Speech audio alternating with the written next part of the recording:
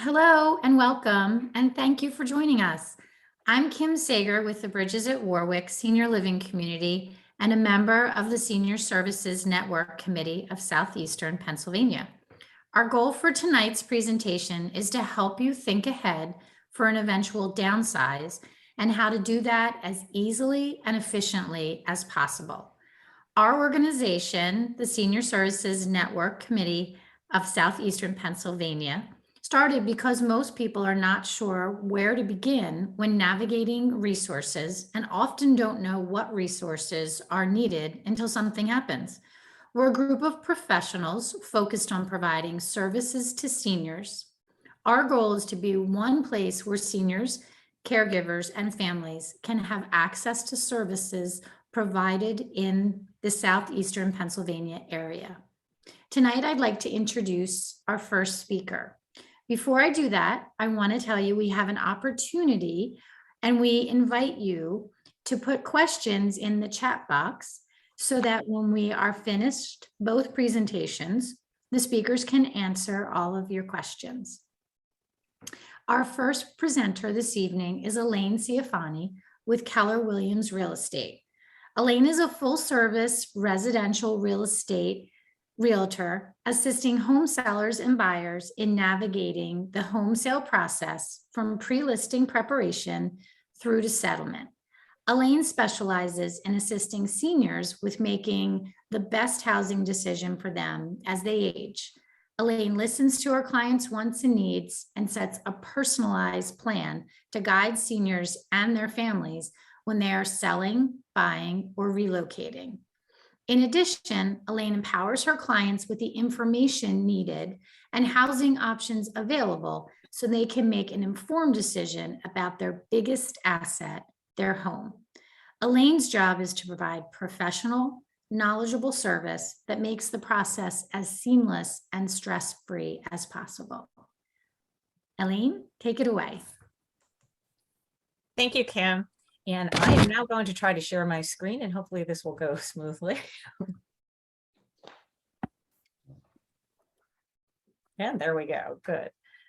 Hi, I'm Elzine Ciofani, and thank you for that introduction, Kim. That was great. And today I am going to be speaking about moving as you age and the top reasons for doing it, when to do it. And, the reasons and the timing may vary, but so do the options that you have.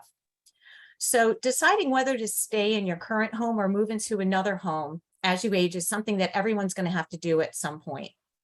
Some people will address it earlier, maybe in their 50s. Others will wait until after they've retired. And then some will wait until circumstances change or a crisis happens and they have to make an emotional decision at that point in time. Planning ahead is best so you don't have to make a rush decision or if have a loved one make that decision for you. All right, I'm trying to move to my next slide. Go. Deciding whether to stay in your current home or move is something that, like I said, we're all going to address. Now, a recent National Association Realtors Home Sellers Generational Trends showed that those that are age 57 and older have similar top reasons for making a move as they age. The number one reason is to be closer to family and friends. Number two is because your current home is too large for your needs. Number three is retirement. And number four is because the upkeep of the home is too much or too difficult due to health or financial.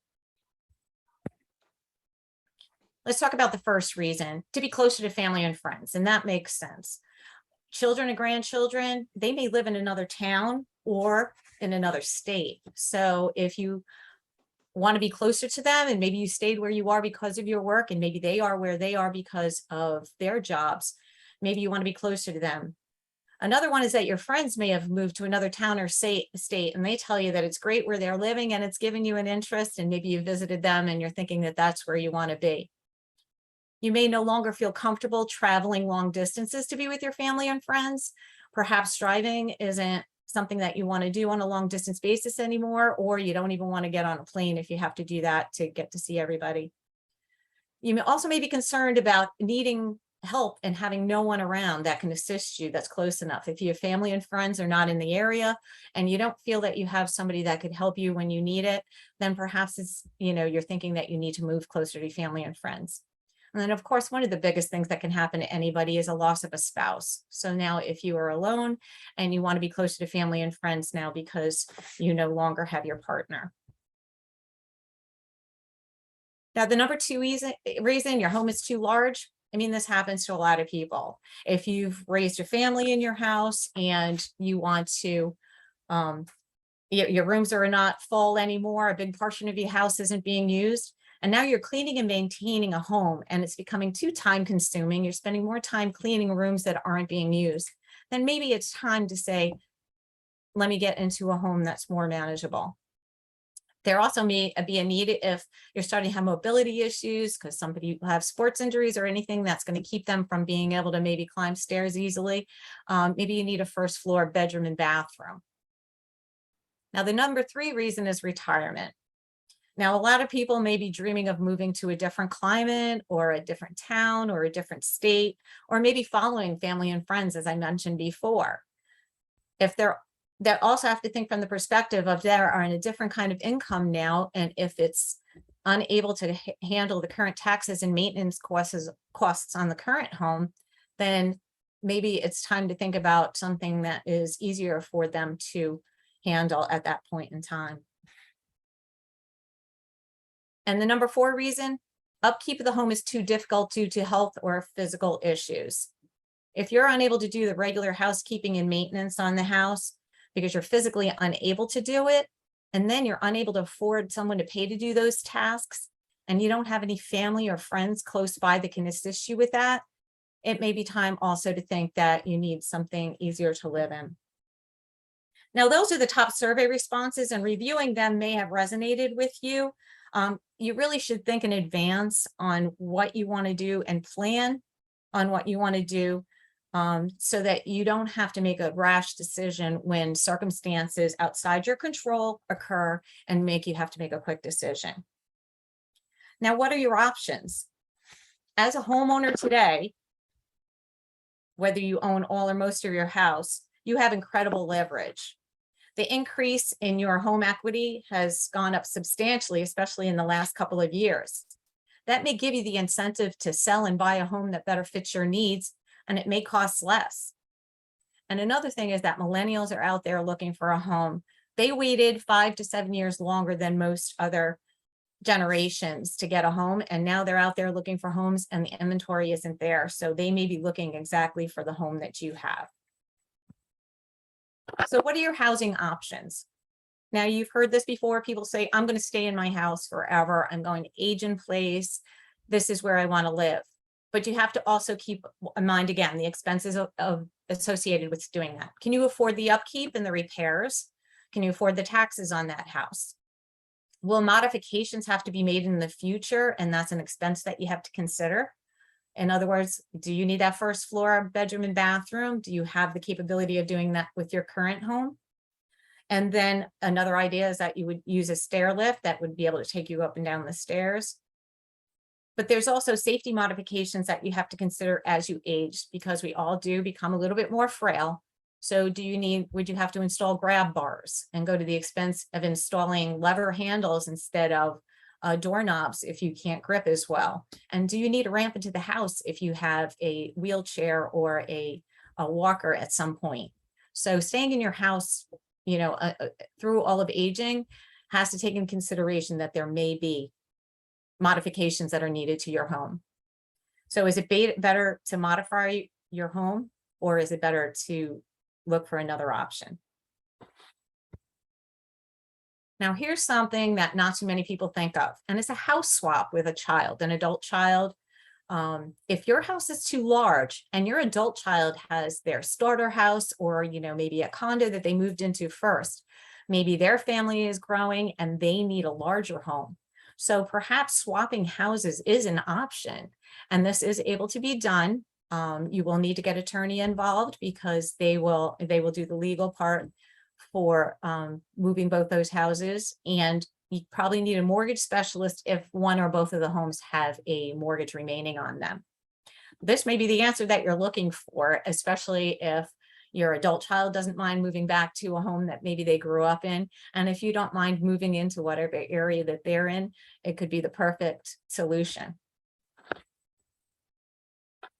Then the next one is that, do you love your home? You love your neighborhood. You want to stay there. You have all your current doctors, medical, shopping, everything that you're used to is in that area. Your family may still be in that area, so you don't really need to move out of that neighborhood. So if it's not feasible to stay in your current home, maybe you can downsize into a smaller home that meets your current needs.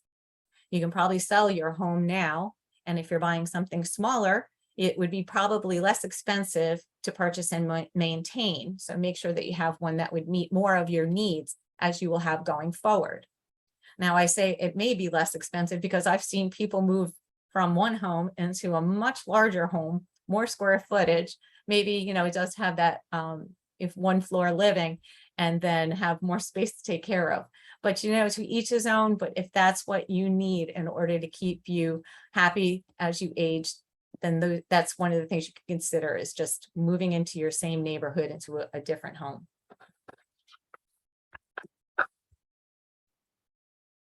The next is multi-generational homes, which is becoming much more popular, where parents, children, grandchildren all live together in one. You may move in with your children, adult children may move back into the home, or you can all live together if you can put in an in-law suite, or au pair suite as it's called. Now, there are pros and cons, obviously, to this kind of living situation. First of all, you do have to all get along, because that would be a big factor. But one of the pros is that you're going to have shared expenses, shared maintenance of housekeeping, shared maintenance, housekeeping, and repairs, which is good, because if you're finding it too much to take care of your current home, there you're going to have someone else to assist with all that. You can have stronger relationships with your family members as well. And then there's the ability to assist with the care of loved ones. And this could be the grandparents help with the younger children when the parents need that. And then as the grandparents get older, then the children can help them because they'd be right there under their roof. Now, the cons: privacy. So unless you have a home that is specifically made where you each have your own section, privacy may be a problem. Noise from either side, children may be loud, or maybe people stay up later, and just have to make sure that you have a respect for each other's space at that time. You may need to sell 2 homes and purchase a larger one in order to all live together, or you may need to modify a current home, like I said, if you wanted to make it so that you can put in a in-law apartment. But this is definitely a moving trend now. The 21 Pew report said 18% of American households were multi-generational, and that's versus 15% in 2014. And it's continuing to advance. Builders are even starting to build homes with the thought that it may be a multi-generational home. Another thing to look at is the age-restricted community, 55 plus. Now, that ability to move into a community where most people are at a similar place in their lives with so much in common could be very favorable to a lot of people. Senior living is more in demand than ever. You probably see a lot of 55 plus developments going in, and they are usually very nice units with 1 floor living, or they have an elevator that will get you to your 2nd floor if it's like an apartment kind of complex look. Most of them have that, like I said, that 1 floor living, 1st floor bedroom and bath. A lot of the communities are new. I mean, a lot of the communities we have in our area are coming in 55 plus. So maybe you can get new construction. So that's nice to move into something that's brand new, all yours, and you can make the decisions on it. The good thing about this is that it has the community feel. A lot of them have clubhouses, activities, there's pools available, a lot of community interaction, and they do a lot of things together. So that may be favorable to some people that are saying, hey, this is more for me. I can still have their own independent living and maintaining a home of their own, but it's usually less work because there still is a lot that's paid for by the association to do the common grounds. The next thing you have is then moving into a continuous care retirement community, which is something that will take there. This is a place where some of them are step up. You can go from living independently, and then as you need to progress through it and need greater care and assistance, then they move you through that. Now, these have various residential options, depends on the community that you look at. There's so many different options when it comes to the continuous care retirement communities.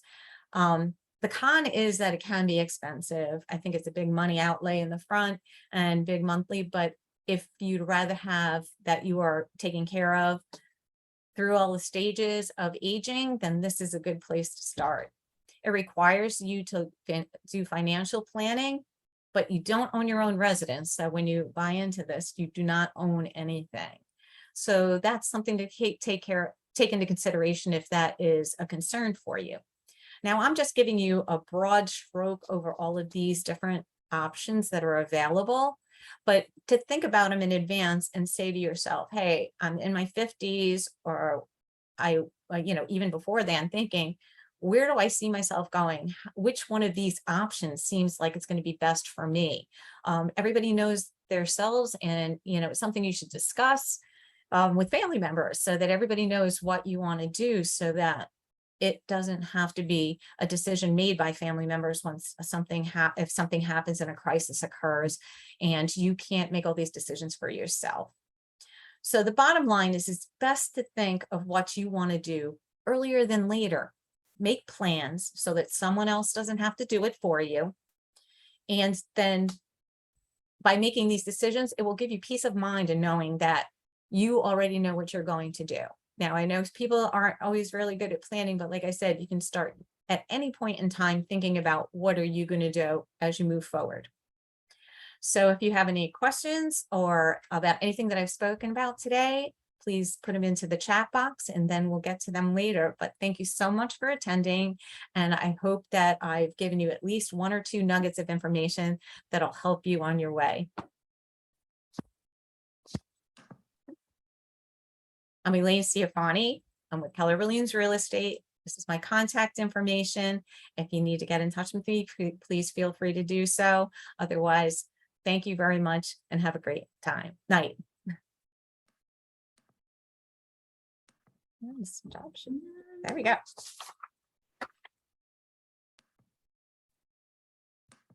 I don't know if it's because you're still sharing the screen, but I'm not able to start my video. But that's okay. We can see you. You can? Yes. Oh, okay. Hi. Elaine, thank you so much. That was really very wonderful and very informative. So our next speaker this evening is Darla Pompilio, and she's the owner of Your Tasks Are Time, and it's a senior move management company. Darla is a professional organizer, and as I said, founder of Your Tasks Are Time, located in Pennsylvania and New Jersey. She and her team specialize in residential and small business organizing, downsizing, and senior move management services. Darla founded Your Tasks Are Time 14 years ago to empower clients to reclaim their space, their time, and their freedom. All right, take it away there, Darla. All right, thank you so much, Kim, and great presentation, Elaine. Let me share my screen here.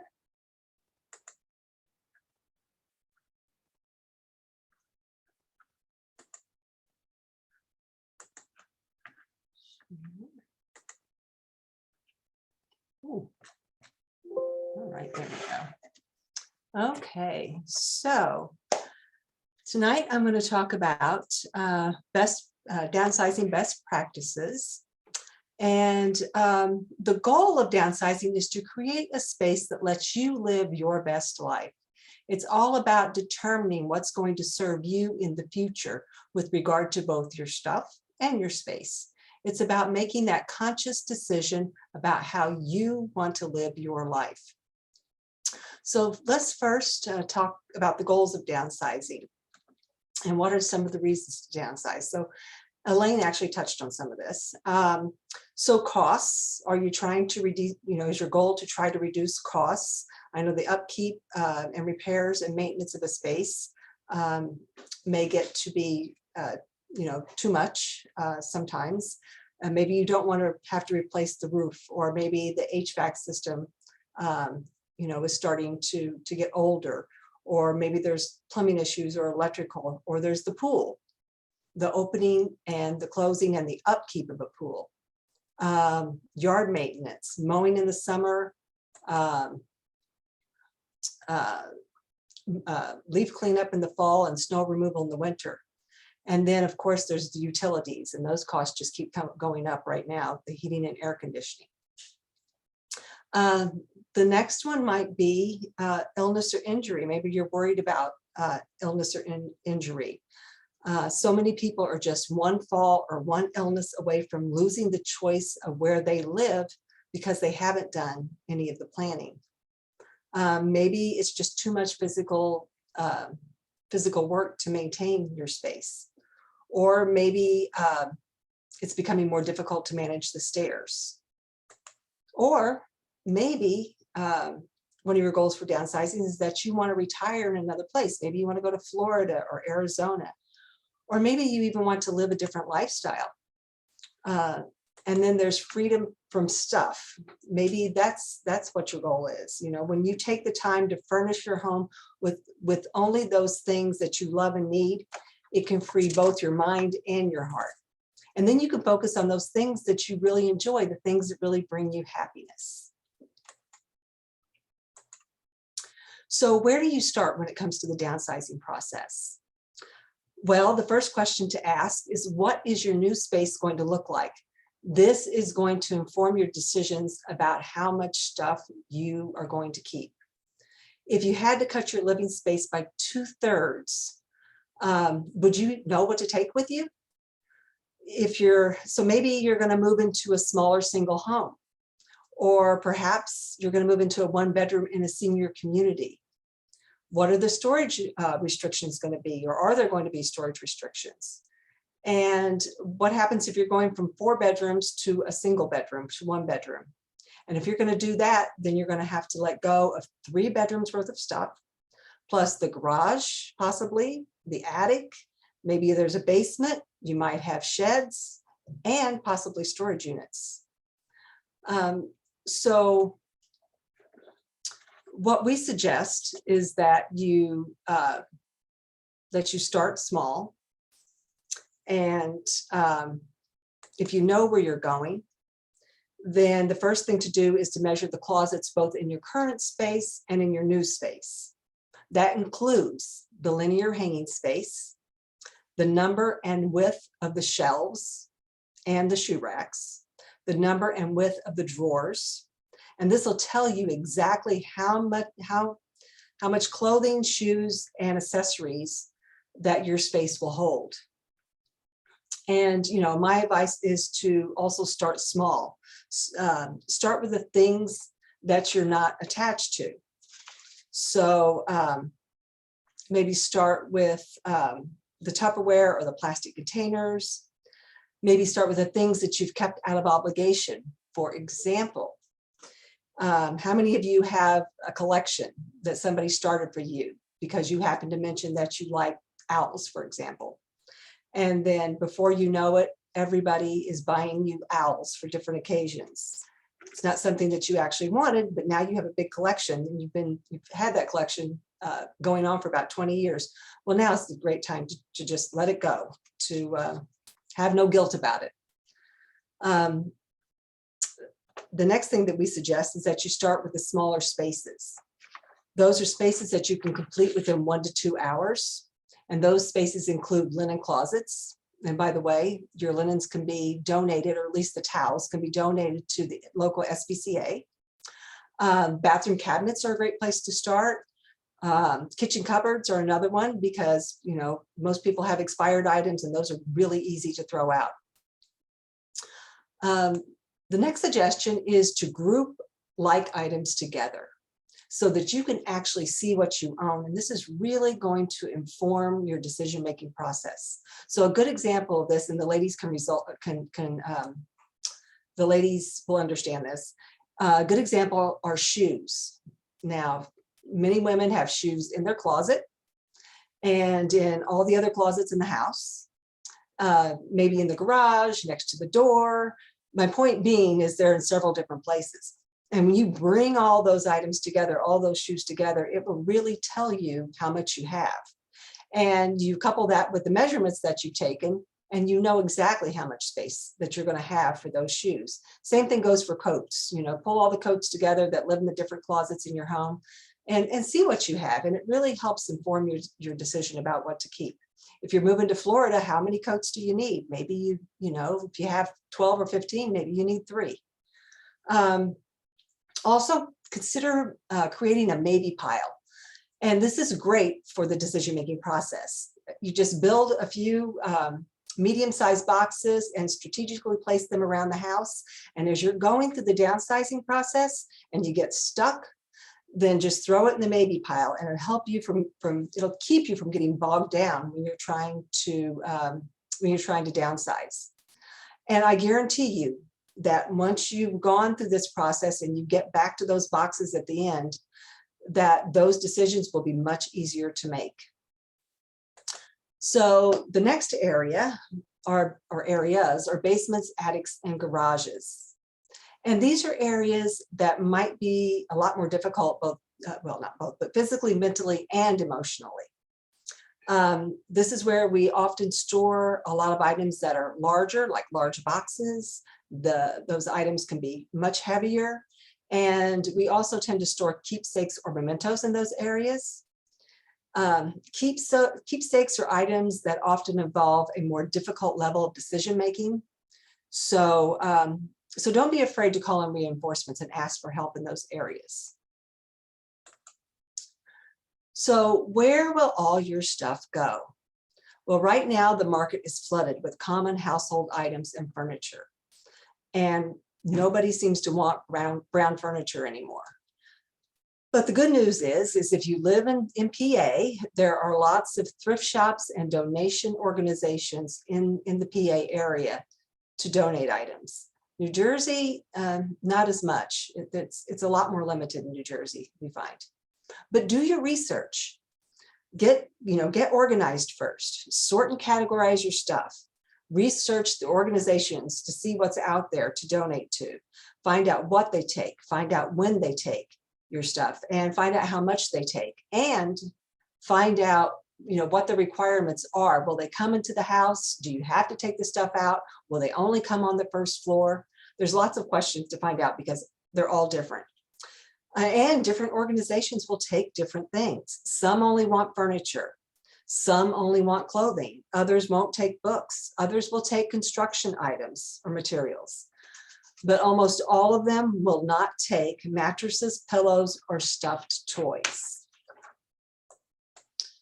So selling items. What can you sell? How can you sell it? Well, most people feel that their things are worth more than they are. Antiques are just not as popular as they used to be. And more often than not, your children don't want your stuff. They have a full house themselves, and on top of that, they have their children's things. So do ask if they want anything. And if they don't want anything, then consider gifting them 1 or 2 items. Those are items that you really love and that you want them to have. And when you gift it to them, tell them the story about why you love that item and why you want them to have that item. And I promise you, they will cherish those items. They will find a place of honor in their home for those. And on top of that, they're not going to be overwhelmed because they have boxes and boxes and boxes of your stuff coming into their space. So auctions and estate sales. Well, during COVID, a lot of auctions went online. And a lot of them are still online. They've kind of gone hybrid. There are some that are online, and you can also, they also have in-person auctions at the same time. In some cases, you can take your items to the auction house, or they can pick up items. And if they have to come pick it up, they're going to charge you for those pickup fees, which will quickly eat away at your profits. In most cases, I wouldn't expect you to make a lot of money unless it's very high-end items. Again, we feel that our stuff is worth more than it usually is, and the market is flooded. What we prefer is an online auction that's set up in your home. The photos are taken right on the spot, but lots are created and the photos are taken right on the spot. They're uploaded to an auction platform via phone or tablet. Once all the items have sold, there is a pickup date selected where the buyers can come pick up their items, and all the buyers come in one day, like in a 4 or 5 hour period. And it's pretty seamless. It's easy for the person who owns the home. They don't have to do a whole lot. It's easy for them. It's quick and simple to do. But this type of sale is meant to be a liquidation sale. It's to clear the contents of the home. With this type of sale, you can actually sell everything in the home, from your cleaning products and cleaning rags all the way to your car and everything in between. So it's meant to really clear the house out. Other ways to sell include eBay, Craigslist. Now, Craigslist can be a little creepy sometimes, so you want to be careful with that. Nextdoor, Facebook Marketplace, and then there's a few others too. What we do not recommend is a yard sale, unless you just absolutely love to have a yard sale. It's a lot of work and trouble with very little return. You're far better off if you just donate the items. The next is disposal of items. How do you dispose of stuff that is considered just trash? Well, if you're downsizing over time, you can make arrangements often with your local trash company.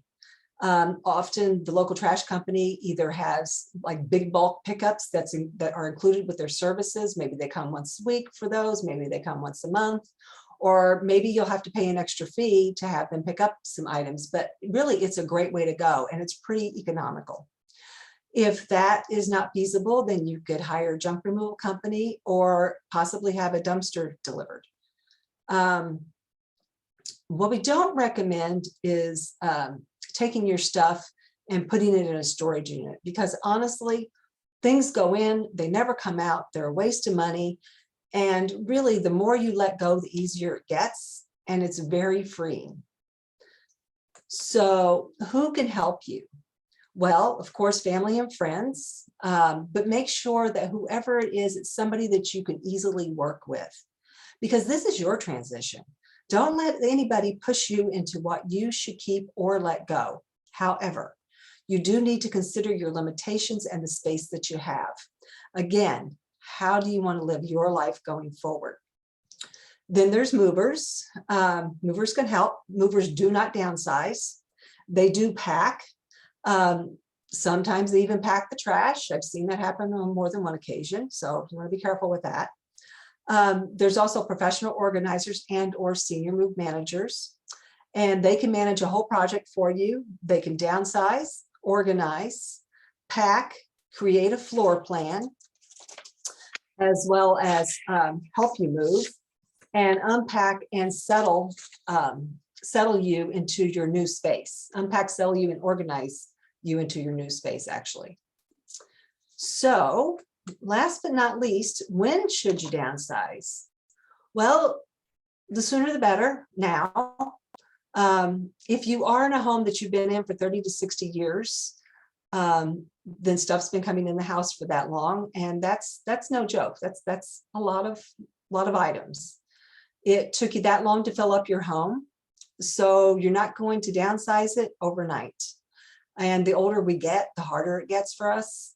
You don't want to wait until you have an emergency or you're unable to choose or make decisions about where and how you want to live. You don't have to do it all at once. You can do it over time, but make sure that you have a set timeline and a plan so that you're prepared for the future and that you're creating a space that allows you to live your best life. So that's all I have. Thank you for listening. If you have any questions, feel free. Here's my information. You can reach out to me, call, email, whatever's best for you. I'm happy to answer any questions anytime. And I will send it back to you, Kim. Thanks, Darla. I'm always so impressed when you talk about cleaning things up and organizing things. And I'm just wondering how you know I have shoes all over my house. So I guess I'm not alone.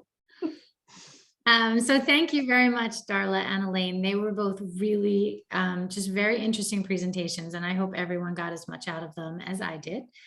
We do have a few questions, so want to kind of go to our questions.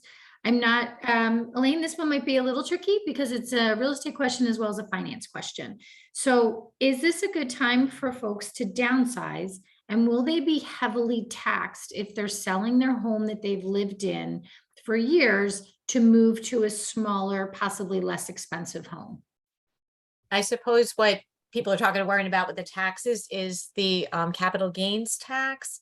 And right now there still is you 500,000 for a couple and $250,000 for an individual when they sell their home, and that has to be the profit you make over the original purchase of your home. But with something with that, I always say I am not a tax professional, so you would definitely want to go and speak to your tax accountant and find out exactly how it's going to affect you with selling your house and how the taxes are going to affect you.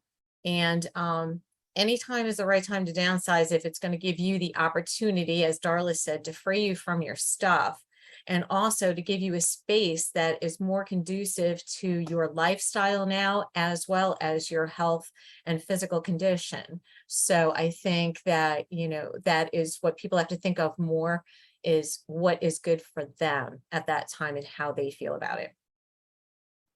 Okay, thanks. Darla, this one is going to you. Are things like Hummels and Yadra and other collectibles like that still worth money, and how do you sell them? They do have some value. They are probably not as valuable as what you originally paid for them. You're not going to get what you paid. So some of the better places, again, if you're downsizing a whole house, you could do, you know, that could be part of the auction if you want to do it that way. But also probably like Facebook, eBay probably is a good way to go with something like that. Next door, I wouldn't use. Craigslist, I wouldn't use.